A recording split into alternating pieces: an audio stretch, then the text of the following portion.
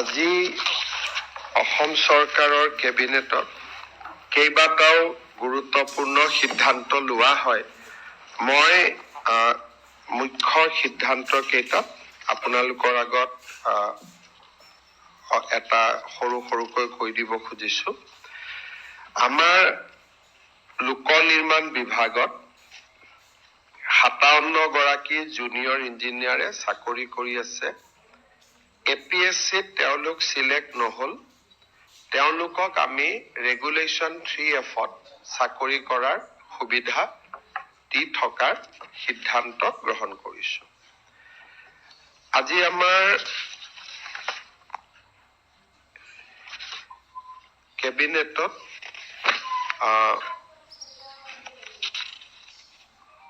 326টা mission বসুন্ধৰাৰ অধীনত প্ৰস্তাৱ গ্ৰহণ কৰা হয় আৰু এই 326 গৰাকী হিতাধিকাৰীয়ে মিছন বসুন্ধৰাৰ অধীনত এতিয়া লেণ্ড পট্টা বা মাটিৰ পট্টা তেওঁলোকে লাভ কৰিব। আজি আমাৰ কেবিনেটত সতী সাধনী বিশ্ববিদ্যালয়ৰ সমীপতে এটা ছোৱালীৰ কাৰণে আৰু ল'ৰাৰ কাৰণে হোষ্টেল নিৰ্মাণ কৰিবলৈ আৰু মিউজিয়াম নিৰ্মাণ কৰিবলৈ গোলাঘাট জিলা চুতীয়া ছাত্ৰ সন্থাক আমি 8 বিঘা মাটি আজি আবণ্টন কৰো। অৰ্থাৎ সতী সাধনী বিশ্ববিদ্যালয়ৰ ই অংশ নহয়, কিন্তু সতী সাধনী বিশ্ববিদ্যালয়ত পঢ়িবলৈ অহা ছাত্ৰ ছাত্ৰীসকলৰ বাবে গোলাঘাট জিলা চুতীয়া ছাত্ৰ সন্থাই হোষ্টেল বনাব, গেষ্ট হাউচ বনাব আৰু তাৰ কাৰণে চৰকাৰে আজি তেওঁলোকক 8 বিঘা মাটি আবণ্টন কৰে। এইটো তেওঁলোকৰ এটা বহুদিনীয়া দাবী আছিলে, সেই দাবীটো আজি আমাৰ পূৰণ হয়। আজি আমাৰ কেবিনেটে বৰাক উপত্যকাৰ শ্ৰীভূমি জিলাৰ পাথাৰকান্দি সমষ্টিত এখন কৃষি মহাবিদ্যালয় স্থাপনৰ অনুমোদন জনায় আৰু এই কৃষি মহাবিদ্যালয়খন 122 কোটি টকা খৰচ কৰি নিৰ্মাণ কৰা হ'ব।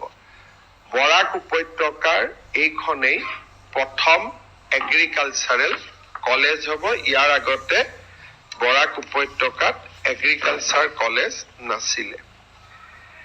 আজি আমাৰ কেবিনেটে গুৱাহাটীত জাহাজ নিৰ্মাণৰ বাবে ইণ্টিগ্ৰেটেড চিপয়াৰ্ড আৰু কণ্টেইনাৰ, আপোনালোকে যেনেকুৱা দেখিছে কোচিত চিপয়াৰ্ড আছে, কণ্টেইনাৰ আছে, ডাঙৰ ডাঙৰ জাহাজ বনায়। আজি আমাৰ গুৱাহাটীৰ ধাৰাপুৰত এনেকুৱা চিপয়াৰ্ড আৰু কণ্টেইনাৰ বনাবৰ বাবে এটা উদ্যোগক কেবিনেটে আজি মঞ্জুৰি দিয়ে। ভাৰত A2Z প্ৰাইভেট লিমিটেড তেওঁলোকে এই উদ্যোগটো স্থাপন কৰিব 475 কোটি টকা ব্যয়েৰে। আজি আমাৰ কেবিনেটে শিলচৰত পলো টাৱাৰ হোটেলক এখন 5-ষ্টাৰ হোটেল নিৰ্মাণৰ বাবে মঞ্জুৰি প্ৰদান কৰে। পলো টাৱাৰ লিমিটেডে এই 5-ষ্টাৰখন নিৰ্মাণ কৰাৰ বাবে 103 কোটি টকা ব্যয় কৰিব আৰু এইখন শিলচৰৰ প্ৰথম 5-ষ্টাৰ হোটেল হ'ব।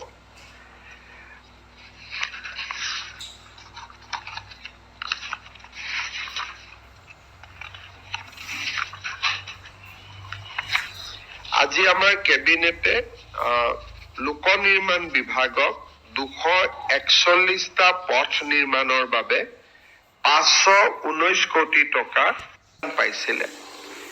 সেই 25,000ৰ ভিতৰত যিসকলে প্ৰথম পুঁজি সৎ ব্যৱহাৰ কৰিলে তেওঁলোকক দ্বিতীয় কিস্তিৰ ধন 11 তাৰিখে দিবৰ বাবে সিদ্ধান্ত গ্ৰহণ কৰে আৰু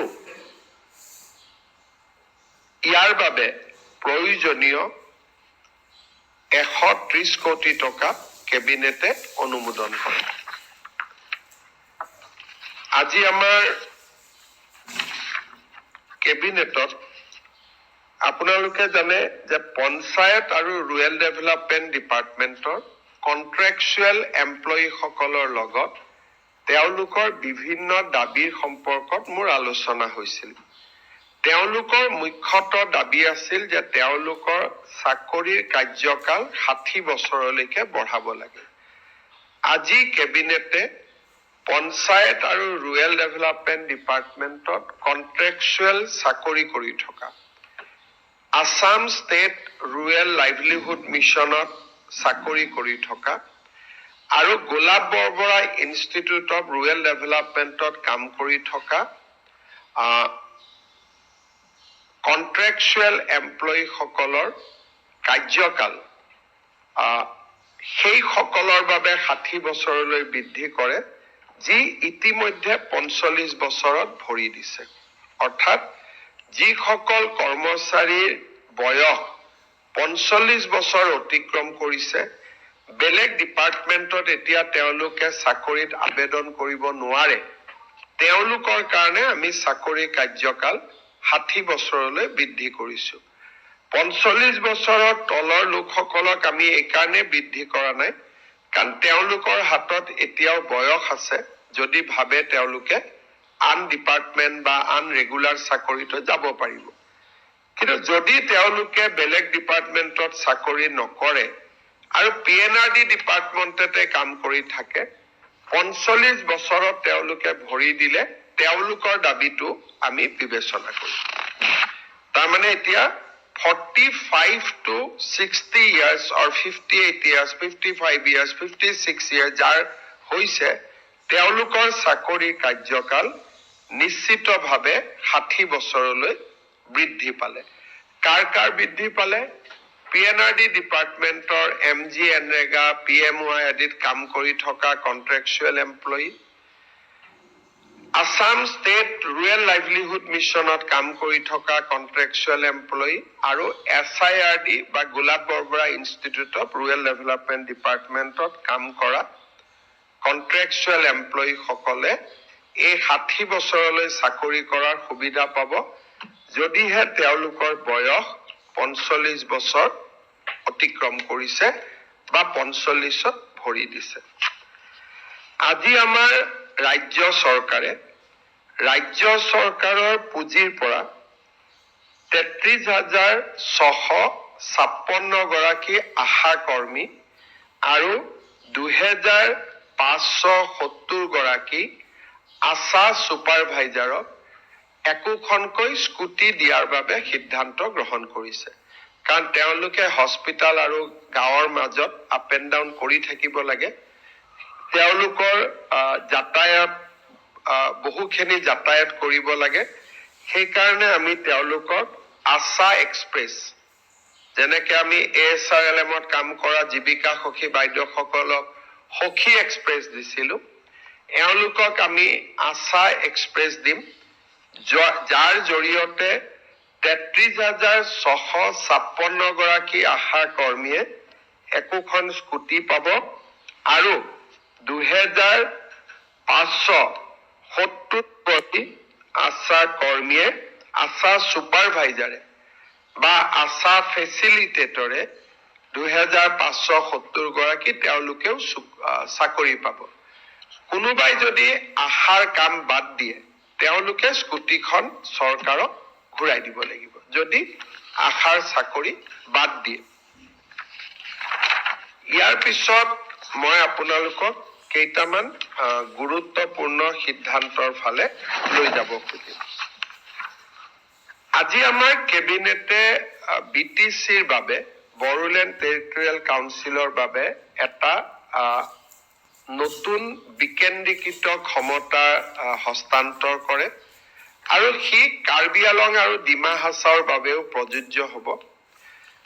PWD, water resource, flood control এই ডিপাৰ্টমেণ্টত বা ইৰিগেশ্যন যদি 10 কোটি টকাৰ তলত কাম হয়, তাৰ টেণ্ডাৰ এতিয়া BTC, কাৰ্বি আলং আৰু ডিমা হাছাও কাউন্সিলে কৰিব, কিন্তু সেটেলমেন্টটো চৰকাৰত হ'ব, কিন্তু প্ৰাৰম্ভিক টেণ্ডাৰ কৰাৰ অথৰিটি আমি BTC, ডিমা হাছাও আৰু কাৰ্বি আলং কাউন্সিলক আমি হস্তান্তৰ কৰিছো। ইয়াৰ ফলত BTCত চৰকাৰী আঁচনি ৰূপায়ণৰ পথ ক্ষিপ্ৰ হ'ব। BTCৰ মুৰব্বী হাগ্ৰামা মহিলাৰী ডাঙৰীয়াই এইটো অনুৰোধ কৰিছিল। আজি আমি কেবিনেটত সেই অনুৰোধটো মঞ্জুৰ কৰো, আৰু যিহেতু BTCত দিয়া হৈছে, ডিমা হাছাও আৰু কাৰ্বি আলঙতো এই অধিকাৰ আমি দিবৰ বাবে সিদ্ধান্ত গ্ৰহণ কৰো। আজি কেবিনেটে এটা গুৰুত্বপূৰ্ণ সিদ্ধান্ত গ্ৰহণ কৰে। এটা দিনত আটাইতকৈ হাইয়েষ্ট DBT চৰকাৰৰ ৰাজকোষৰ পৰা আমাৰ অৰুণোদয় হিতাধিকাৰী সকললৈ যাব। অহা 10 নৱেম্বৰ ৰাতিপুৱা 11 বজাত 10 মাৰ্চ ৰাতিপুৱা 11 বজাত আমি 39,70,000 অৰুণোদয় হিতাধিকাৰী 9,000 টকা হস্তান্তৰ কৰাৰ সিদ্ধান্ত লৈছো। ইয়াৰ ফলত একেদিনাই চৰকাৰৰ 3,600 কোটি টকা খৰচ হ'ব। অসমৰ ইতিহাসত এটা দিনত হস্তান্তৰিত হোৱা এইটোৱেই আটাইতকৈ ডাঙৰ ধন হ'ব। এই পুঁজি কেনেকে পাব তাৰ বিষয়ে আমি সিদ্ধান্ত লৈছো। প্ৰত্যেকখন পঞ্চায়ত, মিউনিচিপালিটিৰ ৱাৰ্ড আৰু VCDC বা MSC এৰিয়াত একোখন সভা অনুষ্ঠিত হ'ব, আৰু সেই সভাতে এই ধন বিতৰণ হ'ব। কেন্দ্ৰীয় কাৰ্যসূচী জ্যোতি বিষ্ণু কলা মন্দিৰত অনুষ্ঠিত হ'ব, আৰু এটা দিনতেই 3,600 কোটি টকা আমাৰ মহিলা আই মাতৃসকলৰ একাউণ্টলৈকে হস্তান্তৰিত হ'ব। আজি আমাৰ কেবিনেটত আপোনালোকৰ মনত আছে 2025 চনৰ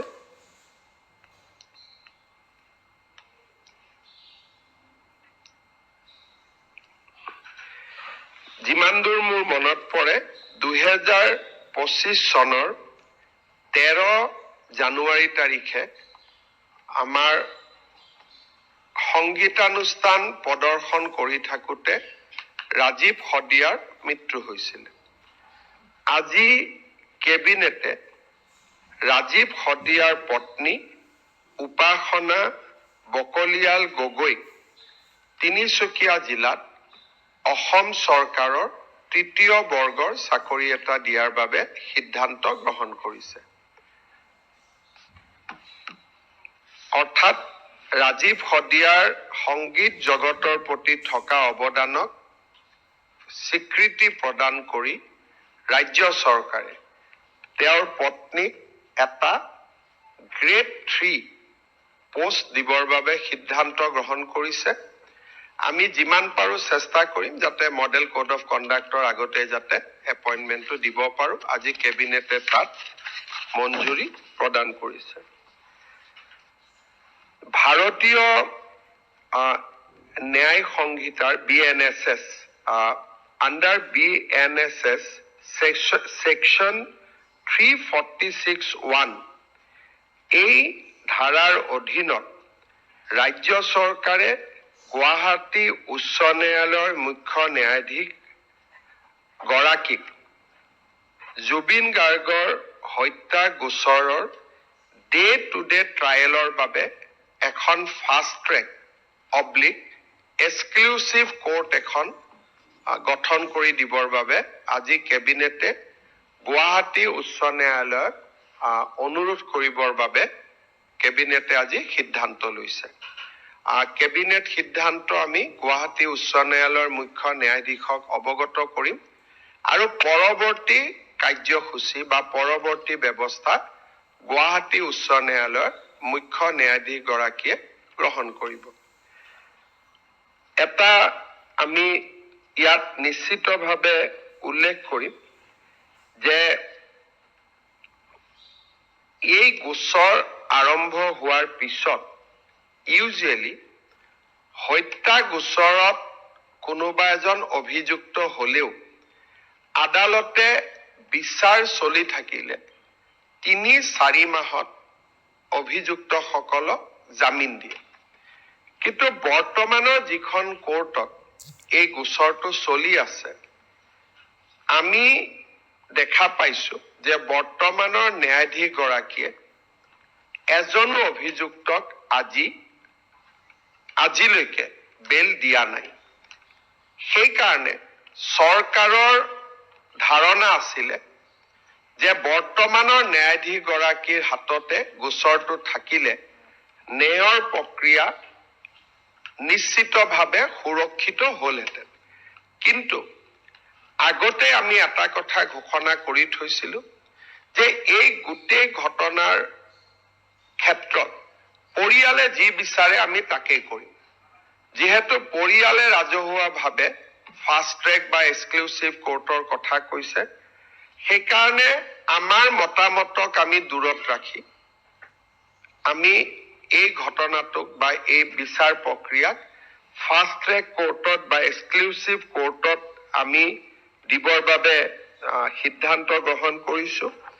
গুৱাহাটী উচ্চ ন্যায়ালয়ে এজন ন্যায়াধীশ দিব, গুৱাহাটী উচ্চ ন্যায়ালয়ে গাইডলাইন নিৰ্মাণ কৰিব আৰু ষ্টেট গভৰ্ণমেণ্টে লজিষ্টিক ইনফ্ৰাষ্ট্ৰাকচাৰেল ছাপোৰ্ট দিব।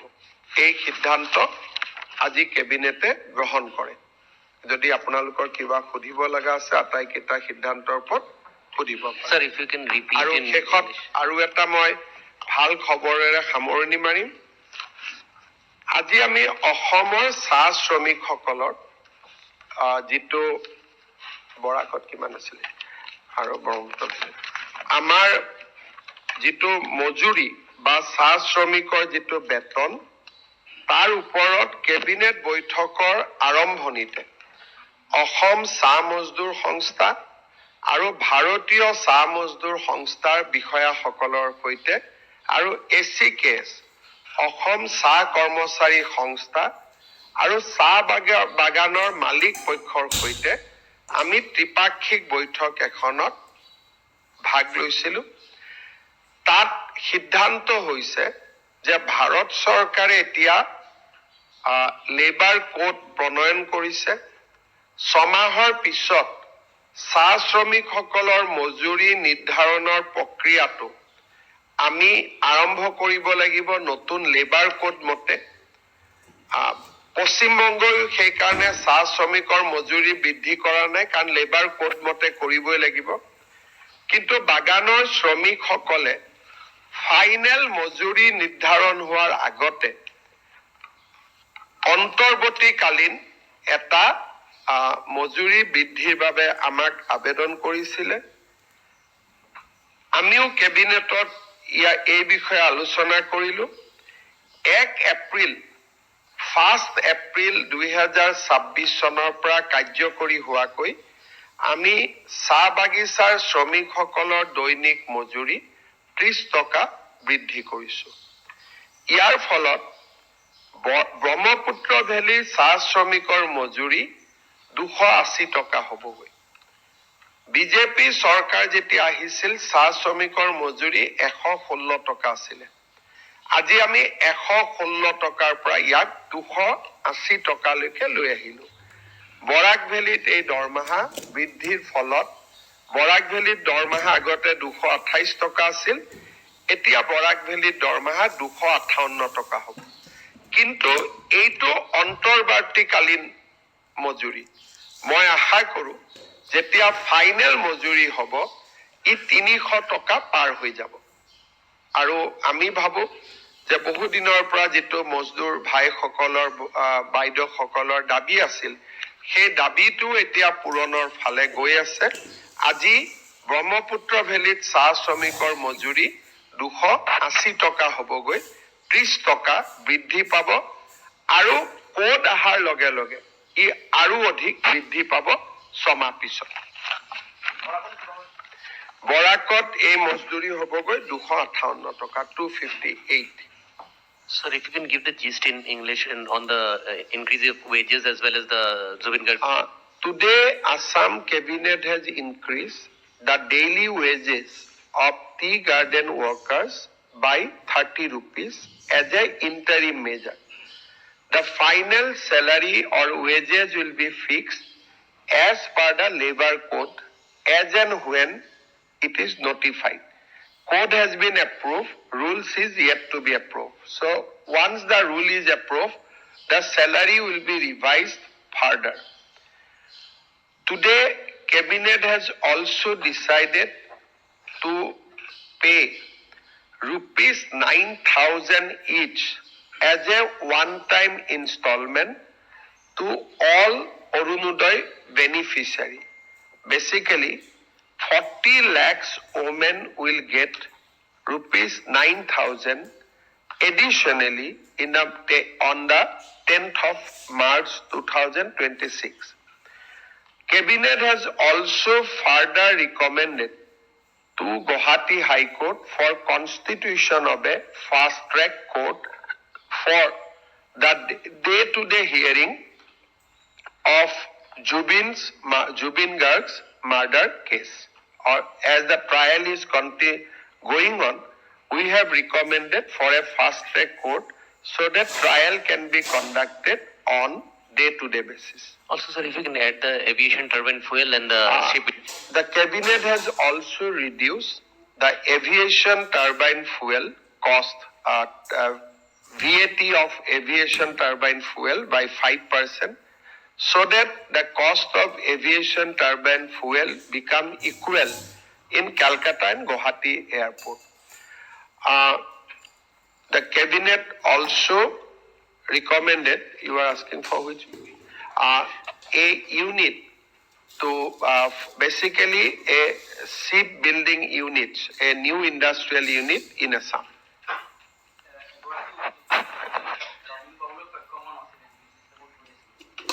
So,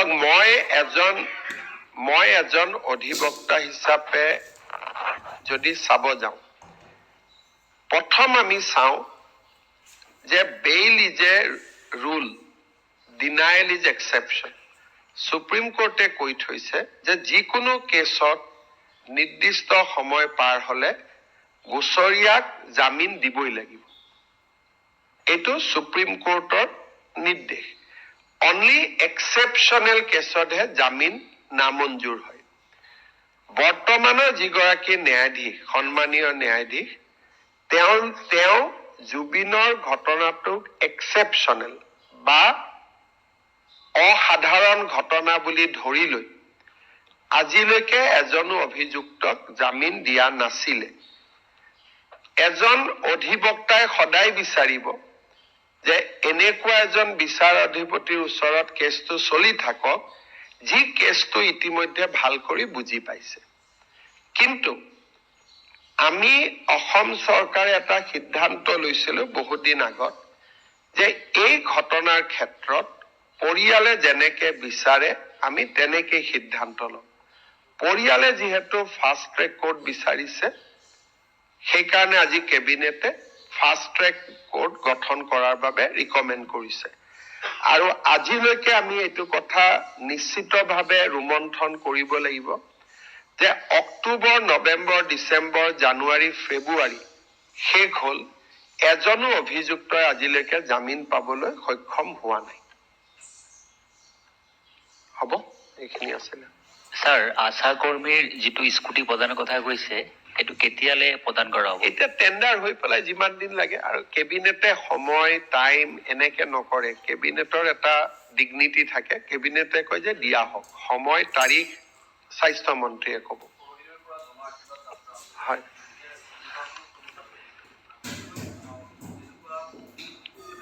আমাৰতো আমি এইটোৱে কৈছো যে যোৱা 5 বছৰত আমি অবিৰামভাৱে কাম কৰিছো. প্ৰতি সপ্তাহত কেবিনেট, অজস্ৰ সিদ্ধান্ত, আৰু ৰাইজে অসমৰ উন্নয়নক এতিয়া দেখা পোৱা হৈছে. এইটোৱে নহয় যে মুখ্যমন্ত্ৰীয়ে দাবী কৰিছে, এতিয়া দেখা পাইছে। কালি মই লখিমপুৰতে ষ্টেডিয়াম ইনগ্ৰেট কৰিছো, নলবাৰীত কৰিছো, গাঁৱে ভূঞে জগন্নাথ কেন্দ্ৰ, হস্পিটাল, অংগনবাদী কেন্দ্ৰ। অসমত এটা উন্নয়ন আৰু বিকাশৰ এটা নতুন পৰিৱেশ সৃষ্টি হৈছে। আমি ৰাইজৰ ওচৰত অহা 5 বছৰৰ কাৰণে আশীৰ্বাদ বিচাৰি অহা 28 ফেব্ৰুৱাৰীৰ পৰা আশীৰ্বাদ যাত্ৰা আৰম্ভ কৰিম। স্বাভাৱিকতে বহুত কামো 100টা কাম যদি আমি কৰিছো, কৰবাত হয়তো আমি 10টা কাম কৰিব পৰা নাই, পাৰিলো। তাৰ বাবে অহা 5 বছৰো যাতে ৰাইজে বিজেপি নেতৃত্বাধীন চৰকাৰ এখন গঠন কৰে, তাৰ বাবে আমি অসমৰ ৰাইজৰ পৰা আশীৰ্বাদ বিচাৰিম। ইতিমধ্যে আমাৰ কেনেকে আমি যাত্ৰা কৰিম তাৰ প্লেনিং বনোৱা হৈছে। গুপ্তেশ্বৰ মন্দিৰত আশীৰ্বাদ লৈ যাত্ৰা আৰম্ভ হ'ব, বালিপাৰালৈকে যাব। তাৰ পিছৰ দিনা জাগিৰোডৰ পৰা পুৰণি গুদাম যাব। তৃতীয় দিনা গহপুৰৰ পৰা লখিমপুৰ পৰ্যন্ত যাব। চতুৰ্থ দিনা ধেমাজিৰ পৰা জোনাই যাব। পঞ্চম দিনা খোৱাং, ৰাজগড়, টিংখং, নাহৰকটীয়া, দুলীয়াজান যাব। তাৰ পিছৰ দিনাখন হৰভোগৰ পৰা নলবাৰী হৈ ৰঙিয়ালৈ আহিব। তাৰ পিছত মাৰ্ঘেৰিটাৰ পৰা ডুমডুমা, তিনচুকীয়া পৰ্যন্ত আহিব। এই ধৰণে আমি আমাৰ এটা ৰোড প্লেন মতে আমি কাৰ্যসূচীটো কৰিম। প্ৰায় 50টা সমষ্টিক আমি কাভাৰ কৰিম। প্ৰধানমন্ত্ৰীৰ ভ্ৰমণৰ পৰিপ্ৰেক্ষিতত 13-14 তাৰিখ আমি প্ৰধানমন্ত্ৰী আহিব। 11, 12, 10 তাৰিখ আমি প্ৰস্তুতিৰ কামত থাকিম। 15 তাৰিখে ৰাষ্ট্ৰৰ গৃহমন্ত্ৰী অমিত শ্বাহ ডাঙৰীয়াই গুৱাহাটীত এখন যুৱ সন্মিলনত অংশগ্ৰহণ কৰাৰ সম্ভাৱনা আছে। 16 তাৰিখৰ পৰা যাত্ৰাটো আমি আকৌ আৰম্ভ কৰিম।